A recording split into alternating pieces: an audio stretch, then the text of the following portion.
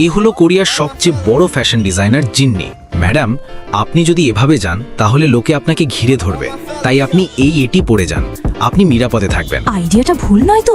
আরে ওই দেখো ফ্যাশন ডিজাইনার, তাড়াতাড়ি ওনাকে স্বাগত জানাও। কোথাও এরা আমাকে চিনে ফেলেনি তো? এই হলো দেখানো ফ্যাশন ডিজাইনার। ম্যাম, আমাদের বিউটি পার্লারে আপনাকে অনেক অনেক স্বাগত।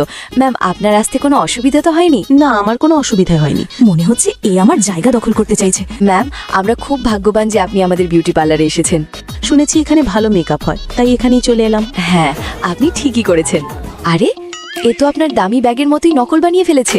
এর মনে হচ্ছে ব্যাগ কপি করলেই আমার মতো হয়ে যাবে। আচ্ছা, আমি কপি করেছি? এর থেকে তো আমারটাই ভালো। আর এটার তো রং উঠে যাচ্ছে।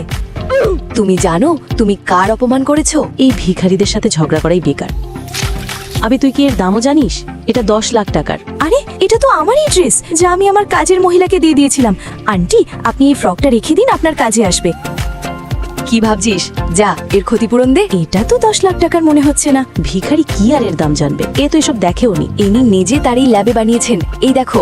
শালা, এটা তো আমারই ল্যাব। এ তো এসব দেখেওনি। এখন ছেড়ে দিই, পরে একে মজা দেখাবো। সরি ম্যাম, ভুল হয়ে গেছে। পরের বার থেকে আমি আপনাকে পুরোপুরি সম্মান করব। ম্যাম, আপনার কাছে তো সব মানুষই নতজানু হয়। হ্যাঁ, মাফ করে দিলাম তোমাকে। এবার চলো এখান থেকে। এর তো খুব খারাপ অপমান হবে। ওয়াও, কি দারুণ ল্যাব! আপনি এখানেই কাপড়ের ডিজাইন ঠিক করেন, তাই না? হ্যাঁ, ওই নোংরা কাজের লোক, তুমি এখানে কি পরিষ্কার করছো?